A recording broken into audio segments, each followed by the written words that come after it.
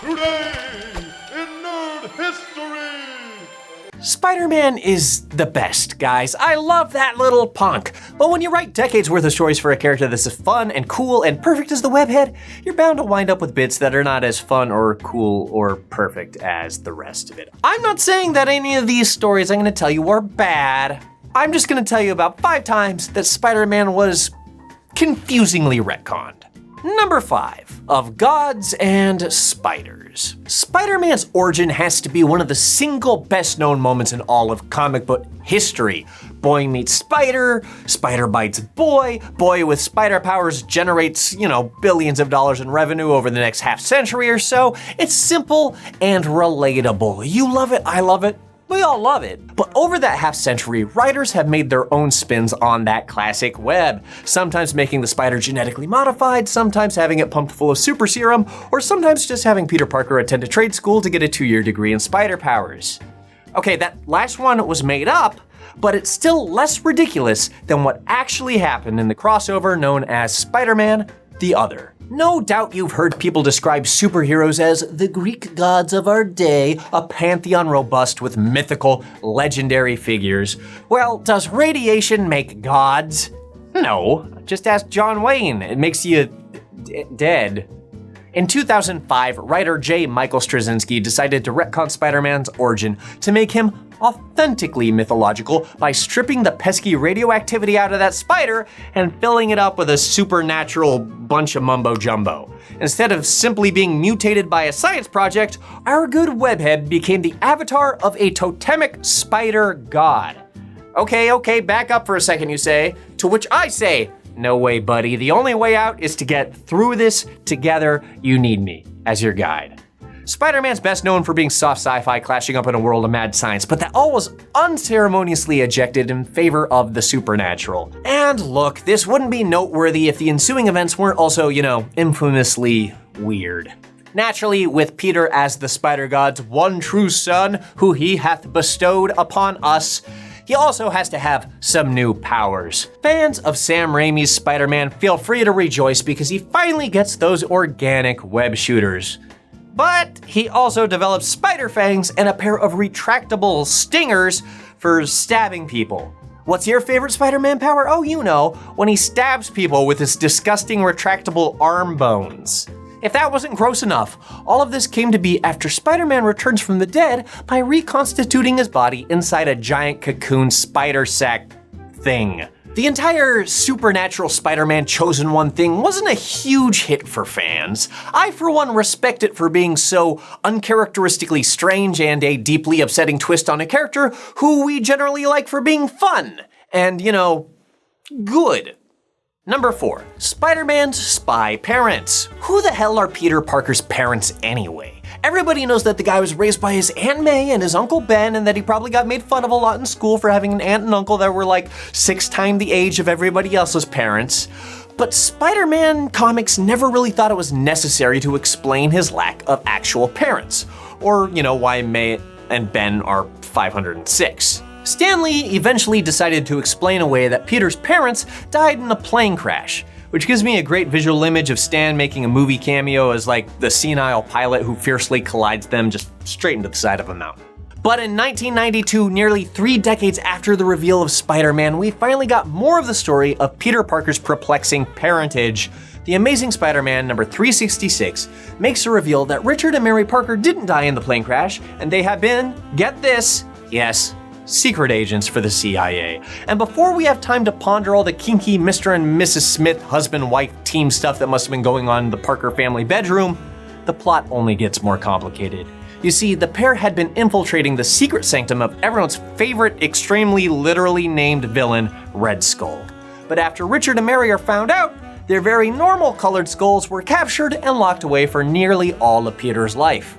When they eventually come back, it's clear they've missed a few things. Yes, they did miss their boy becoming a superhero, but more importantly, they missed the bit where he repeatedly fails to save the lives of those closest to him, and his loved ones live in a perpetual state of mortal peril. And for the next 2 years, Richard and Mary find themselves repeatedly put in harm's way. They're kidnapped by Venom, they're savaged by spider slayers, and probably spend a lot of time wishing that Stan Lee, dressed as a pilot, had just smashed them straight into the side of that mountain. Instead of dying, they got the best consolation prize possible: already being dead. The Amazing Spider-Man number 389 reveals that the Parkers are actually secret robots created by the Green Goblin, and that the real Parkers have been stuffing coffins all along.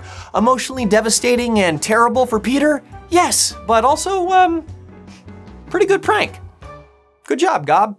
Number 3, Aunt May's Wild Summer. Look, I know what you're thinking at this point. Who cares about Peter's parents anyway? It's all about that sexy Aunt May, that sexy, highly erotic Aunt May. What? You think I'm kidding? Oh boy, here we go. That's right, it's time to talk about Trouble. Published in 2003, this 5-issue arc takes place decades in the past when Peter Parker was but a twinkle in his horny teen parents' eyes. Evoking the style of romance comics popular in the 1950s, Trouble cast May Riley, Mary Fitzpatrick, and the brothers Ben and Richard Parker as teens, premarital sexing their way through the 1970s. The lurid tale follows this core 4 of spider-adjacent people through their summer job at a resort in the East Hamptons. They're hip cats with big dreams and even bigger libidos. And they're here to answer all the big questions that you've been dying to ask. Questions like, does Aunt May believe in condoms? And which Parker brother was a better lay? And is Peter only attracted to Mary Jane because she subconsciously reminds him of his Aunt May? Well, the answers are no-ish, doesn't matter, and yes, definitely. After a fortune teller tells May that she'll never be a mom, she decides to chance notoriously ironic fate by getting frisky with both Parker brothers. And I'm not talking about the board game manufacturers, although the events that ensue prominently feature Bop It, Risk, and Sorry, if you know what I mean. Let's be clear, I mean, she gets pregnant. And after having the most bizarre and gross angel on the shoulder debate that I've ever read, May elects to not, and I quote, liquidate that little creep, and instead decides to have the baby in secret. And then she passes it over to Mary, who somehow tricks Richard into thinking that it's theirs.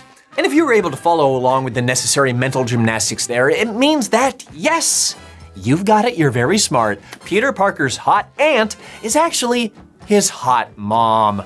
The whole Freudian attraction to Mary Jane thing is starting to make a lot more sense. Number 2, Peter Parker comes clean. Hey, what's a comics event good for if not a free-for-all, feature-face, all-you-can-eat smorgasbord of retcons?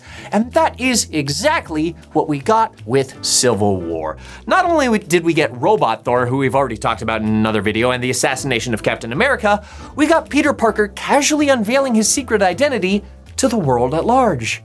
What could go wrong? All the things that drive superheroes to wear masks to begin with? No, none of that. None of that. No, wait. Oh.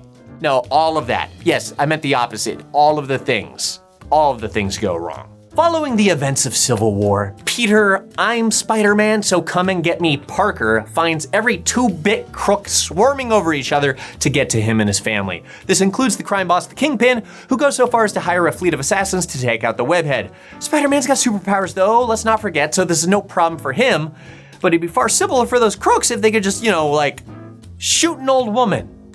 Now there's an idea. That's right. There's an old woman too, Aunt May.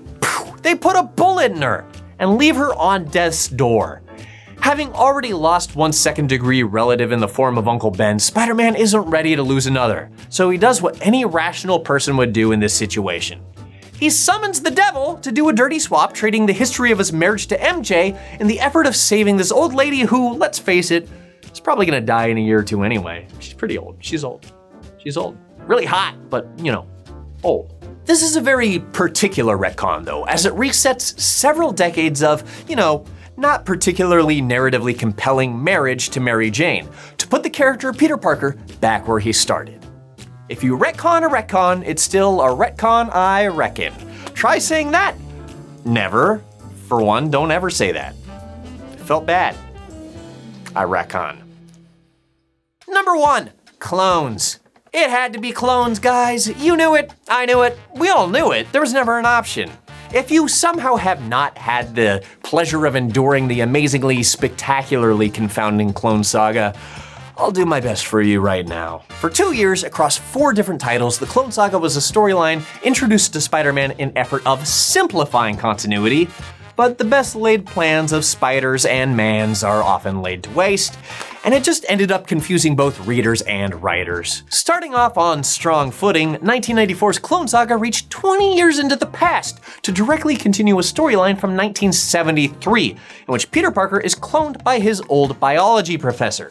This introduces us to all kinds of wonderful webhead clones, but the principal creature of this feature is a guy named Ben Reilly.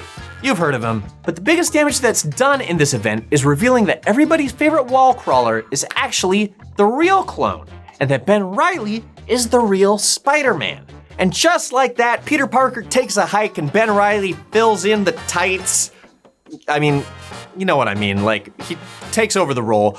Peter Parker moves out to Portland to have a baby with Mary Jane and live the life of a family man, and Ben Reilly's gonna swing around New York City pretending to be the guy that, he actually is, or whatever. Look, it would have stayed that way too if everyone hadn't totally, basically, hated it.